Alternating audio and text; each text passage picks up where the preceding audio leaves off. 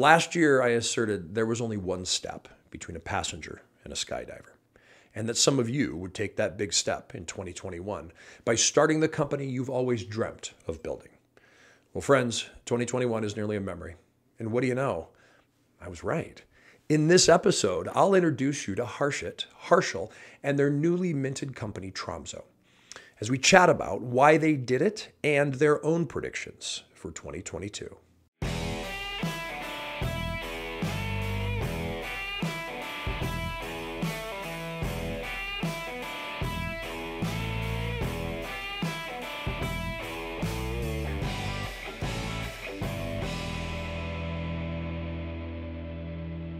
What was it that prompted you to start Tromzo and leave a corporate gig? Because I've been told if you want to make money, keep your corporate job because it's a reliable way of making money.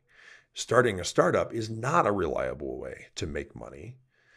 Why did you start a startup, if not to be fabulously wealthy? Sure. So for me personally, like I always had this passion of starting a company. I joined a early stage company and I saw like how crazy things were and I just loved it. And then I went and got acquired into a big company and it became super slow. So I was like, I need to get out and build something that I'm proud of. Yeah, man. I mean, being in the world of security, we all get very used to the risk reward decisions, right? And I'm a big sucker for taking high risks and making risky bets within a certain framework. Now, I'm not gonna go skydiving, or I'm not gonna ride a motorcycle. I would love to, but my wife doesn't let me do that. Kind of that moment where things just line up, right? Like you're in that place in your career, in your life, where you can make these bets. You have enough to offer to make a difference. And coming together, all of these things coming together doesn't happen very frequently. This was one of the times when I felt like it did happen. Things from a personal life, career life experience, and what I could offer to the industry, they all came together and couldn't be better timing to do something like start a startup and try to make a difference. It seems to me in a lot of the circles, people talk about we're going to change the world so we can cash out. And I find it interesting that I have ended up with a co-founder. We've been friends for 10 years who shares the same thing. Like, let's build a base. Let's build something that lasts. Let's build something enduring. And so if someone's looking for a co-founder, that's something that I wish they would ask.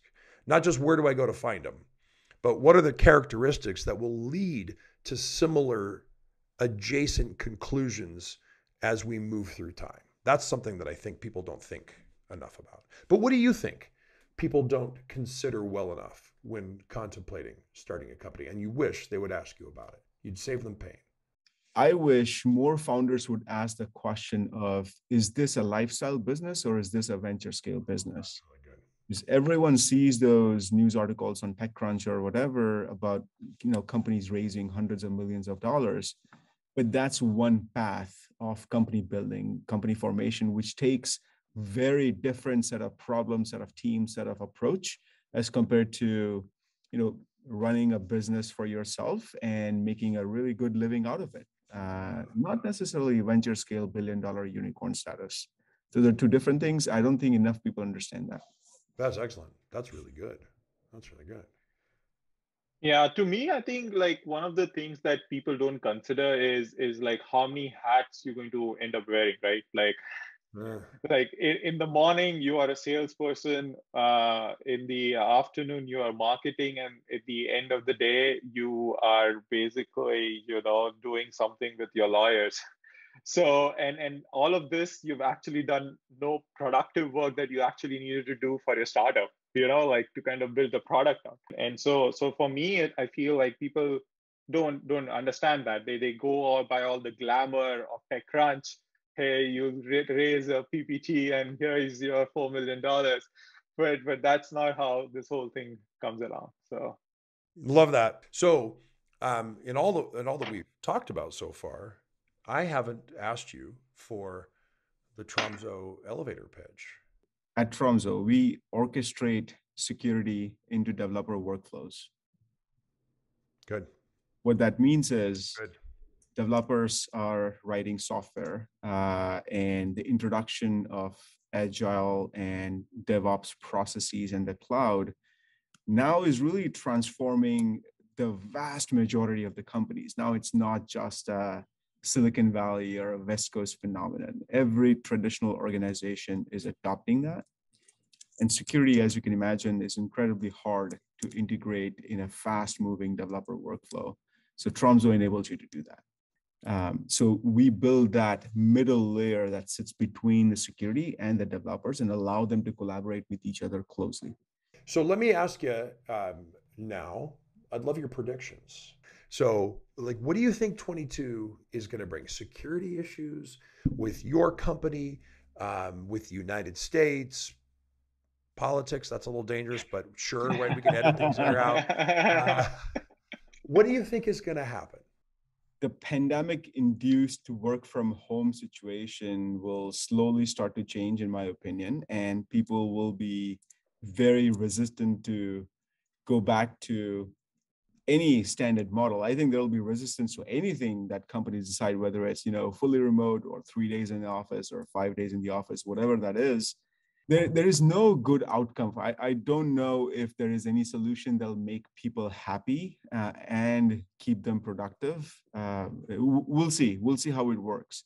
But I think the next year will really decide it for the foreseeable future in terms of how that all pans out. And unfortunately, the traffic in the Bay Area is going to get worse. I don't think anybody can be wrong about that prediction. I think you're safe. So Harshit, what do you think? If not about that prediction, what is your own prediction for 22?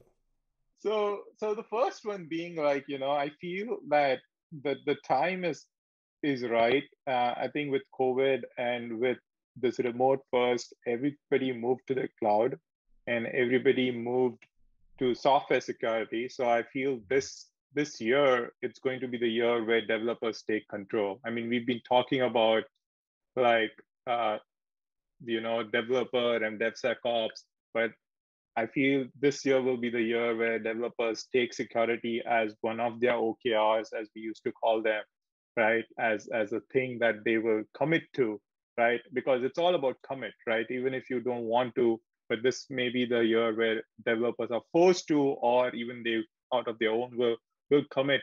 And with Log4j and all the other software kind of dependencies and vulnerabilities that are coming out, I feel developers will have a bigger say in security, right? So that's my first prediction, where developers will commit to security. I also hear you predicting that the demand for Tromzo will increase in 22. Absolutely. Yeah, all right. Prediction number 2. So the last one, I feel may or may not, because even I'm not too confident, but I would love to, is we all go passwordless. Like all my passwords, right? Like I use a password manager, but now it's like every password manager says, oh, 30 of your passwords are already out in the open. And then who's going to go and change 30 passwords like on those websites? I've logged them like once, right? So I think that there's a solution, there is the problem. Let's just make it mainstream.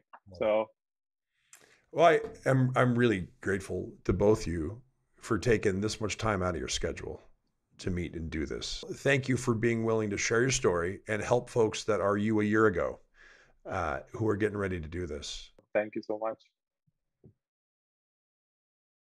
Just a little holiday cocoa.